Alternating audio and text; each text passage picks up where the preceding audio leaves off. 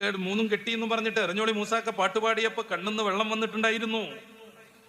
വേനി മറക്കാത്ത പെൺകുടിയേനിൻ കൽബിനുള്ളിൽ എന്താണെന്നുള്ള പാട്ടിറങ്ങിയപ്പോ പെൺകുട്ടികൾക്ക് തട്ടമിടണമെന്ന ബോധത്തിലേക്ക് എത്തിയിരുന്നു. അതിൽ നിന്ന് മാറിയിട്ട് കൽബും കുൽബും ഇഷ്കും പ്രണയവും പൂവും കായും വിഭക്തി മലയാളമായാൽ കവിതയാകുന്ന ഒരു കാലം വന്നു. ആ കവിത കേട്ട് തരിച്ചിരുന്നു നമ്മുടെ സ്ത്രീരത്നങ്ങൾ. കുറ്റപ്പെടുത്താൻ പറയുന്നതല്ല. ആ കവിതക്കാരൻ അഭിനയിച്ച് കാണിച്ചു കൊടുക്കുന്നത് പോലെ വിവിധ സെലിബ്രിറ്റികളെയും മോഡലുകളെയും കൊണ്ടുവന്ന് അഭിനയിപ്പിച്ച് പ്രണയം പൂത്തുലയുന്ന ഒരു കവിതാലോകം സൃഷ്ടിക്കപ്പെട്ടു. ഏത് കവിതയും വൃത്തികെട്ടതായി മാറി. പലവട്ടം ആലോചിച്ചിട്ട് ഒരു വട്ടം ഞാൻ ചോദിച്ചു എന്നും പറഞ്ഞിട്ട് കവി വന്നു. ഇന്ന് ക്ലാസ് കട്ട് ചെയ്ത് എന്റെ കൂടെ പോരുമോനി സാബിറാന്ന് മറ്റൊരുത്തം പാടി. ഇതിലേറെ വൃത്തികെട്ട കുറെ സംഗതികൾ കവിതയായി വന്നു, മാപ്പിളപ്പാട്ടായിട്ട് വന്നു. ഇതെല്ലാം കേട്ട് ധരിച്ചിരുന്നു.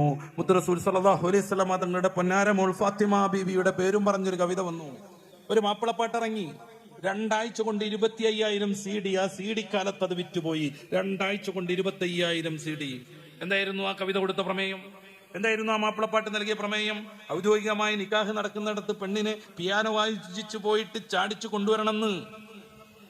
കാമിനിയുടെ കല്യാണം നടന്നാൽ പോലും വെറുതെ വിടാൻ പാട്ടുകാരൻ ഒരിക്കലായിരുന്നു. അവിടെ മഴ പെയ്യാറുണ്ടോ എന്ന് ചോദിച്ചവൻ ഇറങ്ങി. അവന്റെ ആളെ കെട്ടിച്ചു വിട്ടു. എന്നാലെങ്കിലും വന്നൊരു ബന്ധം മാറണ്ടേ? ഇല്ല, അവളെ നൊസ്റ്റാൾജി അടുപ്പിക്കാണ്. ഇറക്കി കൊണ്ടുവരണം. അവിടെ മഴ പെയ്യാറുണ്ടോ എന്ന് ചോദിച്ചിട്ട്. നമ്മൾ രണ്ടുപേരും മഴ പെയ്യുമ്പോ ഇടവഴിയിൽ ഒരു കുടയിൽ നിന്നത് ഓർമ്മ ഉണ്ടോന്ന്. ഈ പാട്ട് വ്യാപകമായി സമാനമായ രീതിയിൽ, സമാന്തരമായ രീതിയിൽ മുസ്ലിം പെൺകുട്ടിയെ എങ്ങനെയെങ്കിലുമൊക്കെ ചാടിച്ചു കൊണ്ടുപോയി നന്നായിട്ട് ജീവിക്കുന്ന വിധത്തിലേക്ക് ന്യൂജൻ സിനിമകൾ രൂപപ്പെട്ടു.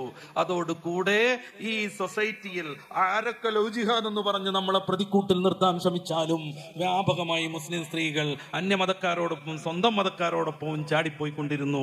ഭർത്തൃമതികൾ പോലും സ്വന്തം മക്കളെ ഉപേക്ഷിച്ചുകൊണ്ട്, പലരും കൊല ചെയ്തുകൊണ്ട്, ചില ആളുകളൊക്കെ ഒപ്പം കൂട്ടിക്കൊണ്ട് ഇറങ്ങിപ്പോയി.